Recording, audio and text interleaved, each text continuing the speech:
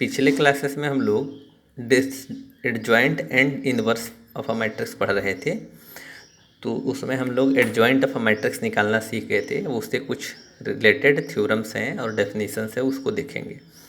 तो इसमें अगर एक स्क्वायर मैट्रिक्स ए है एन ऑर्डर का, तो अगर हम उसका एडजॉइंट निकाल लें, एडजॉइंट निकालना हम लोगों ने पिछले क्लास में सीख चुके थे।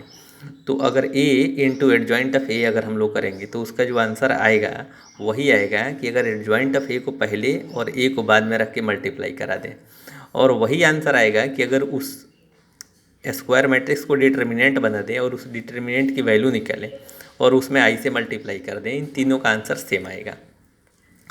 उसके बाद एक नेक्स्ट डेफिनेशन है, एक सिंगुलर मैट्रिक्स पूछा जाता है कि सिंगुलर मैट्रिक्स क्या है। ऑब्जेक्टिव क्वेश्चंस भी इस पर पूछा जा सकता है। तो इसको ध्यान रखिएगा कि सिंगुलर मैट्रिक्स एक ऐसा मैट्रिक्स होता है कि अगर उस मैट्रिक्स का डिटर्मिनेंट निकालें और उसका डिटर्मिनेंट अगर जीरो आता है तो उसको हम लोग कहेंगे कि ये सिंगुलर मैट्रिक्स है।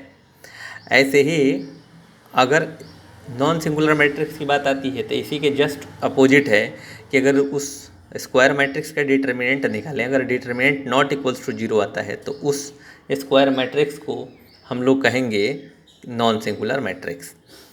अब इसी पे एक और थ्योरम आता है। थ्योरम ये कहता है कि अगर आपके पास if A and B are non singular matrix of the order of the same order, then A B and B A are also non singular matrix of the same order. मतलब A और B दो non singular matrix है जिनका order same हो।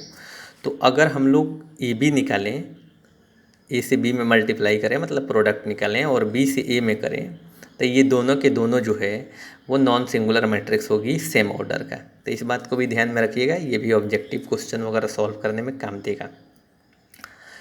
Next theorem है कि अगर हमारे पास डिटर्मिनेंट है, the determinant of the product of matrix is equal to the product of their respective determinants, that is, मतलब कह रहा है कि अगर ए और बी हमारे पास कोई दो मैट्रिक्स है तो उसको पहले मल्टीप्लाई करा दीजिए और उसका डिटर्मिनेंट निकालिए। यही यहाँ पे कह रहा है कि मल्टीप्लाई करा दीजिए और उसका डिटर्मिनेंट निकालिए, और बाद में आप उन दोनों का अलग अलग डिटर्मिनेंट निकाल के मल्टीप्लाई करिए, दोनों का आंसर सेम आएगा।